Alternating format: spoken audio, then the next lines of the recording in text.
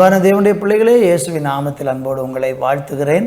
நம்ம எல்லாரும் சேர்ந்து ஆண்டவருடைய நாமத்தை துதித்து ஒரு பாடலை பாடி தேவனை மகிமைப்படுத்துவோம்.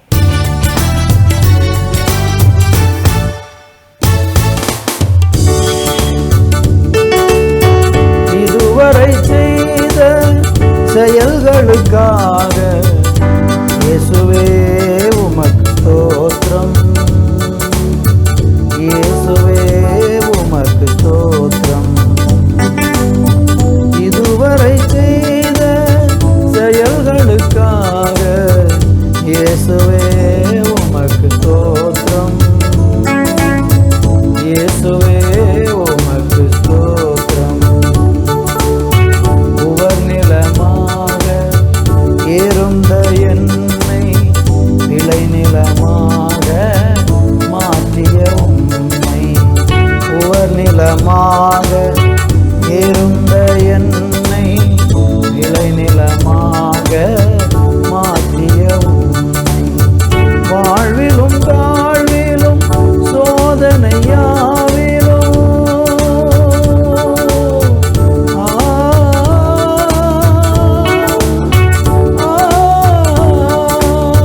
வாழ்விலும் தாழ்விலும் சோதனையாவிலும் நாவினால் புகழ்ந்து பாடுவேன் நன்றி, நாவினால் புகழ்ந்து பாடுவேன் நன்றி, நாவினால் புகழ்ந்து பாடுவேன் நன்றி.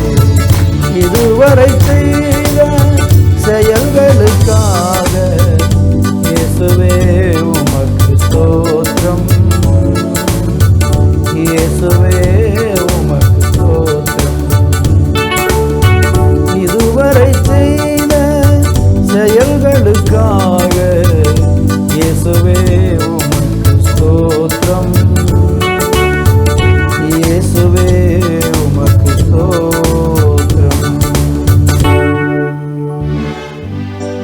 எவ்வளவு நன்மைகள் செய்திருக்கிறீங்க, எவ்வளவு அற்புதங்கள் செஞ்சிருக்கீங்க.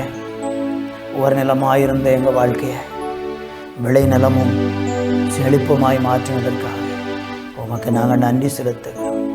ஆசீர்வதித்தர்கள் இயேசுவின் நாமத்தில் பிதாவே, ஆமென், ஆமென்.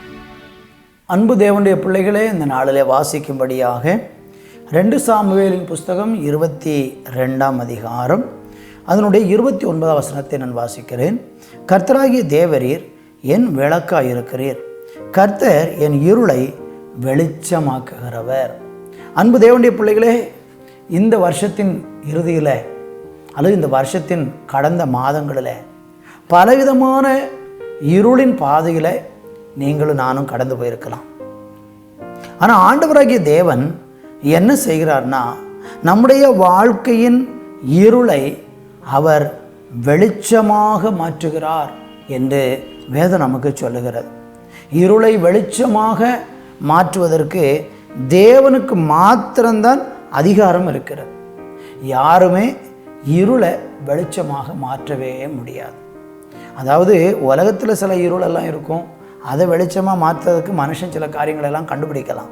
ஆனால் கர்த்தராகிய தேவன் வாழ்க்கையில் இருக்கிற இருளை, பாவ இருளை, அசுத்தமான இருளை, இன்னும் சாப இருளை மாற்றுவதற்கு தேவன் ஒருவரே அதிகாரமும் வல்லமையும் படைத்தவராக இருக்கிறார்.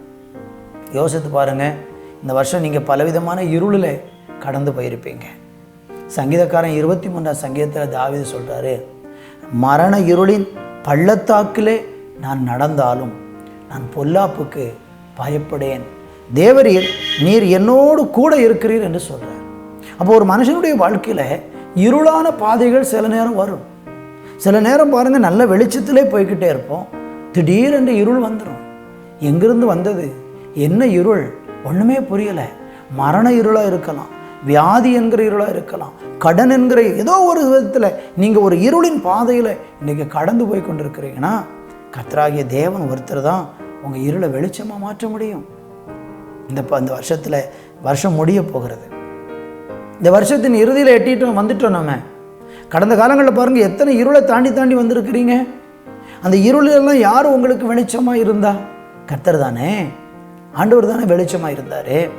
அல்லது இன்னும் எனக்கு இருளே நீங்கலையா, நான் இன்னும் இருளில் தான் வாழ்ந்து கொண்டே இருக்கிறேன், எனக்கு ஒரு வெளிச்சம் கிடைக்குமா என்று ஏங்கி கொண்டிருக்கிறேன்னு சொல்லி நீங்கள் சொல்கிறீங்கன்னா, நான் இன்றைக்கி உங்களுக்கு சொல்கிறேன், உங்கள் வாழ்க்கையின் இருளை ஆண்டவர் அகற்றி வெளிச்சத்தை இந்த வருஷத்தின் முடிவில் தந்து புதிய வருஷத்தில் புதிய வெளிச்சத்தோடு கூட முன்னேறி செல்வதற்கு கர்த்தர் உங்களுக்கு உதவி செய்ய போகிறார்.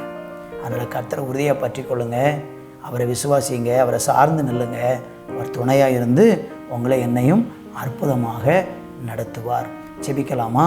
நல்ல பிதாவே, எங்களுடைய இருளையெல்லாம் எங்கள் தேவனாகிய கர்த்தர் அல்லேலூயா வெளிச்சமாய் மாற்றி எங்களை ஆசீர்வதித்து மேன்மைப்படுத்த போகிற நல்ல கிருபைக்காக நன்றி. தொடர்ந்து கூட இரும். இயேசுவின் நாமத்தில் பிதாவே, ஆமேன், ஆமேன்.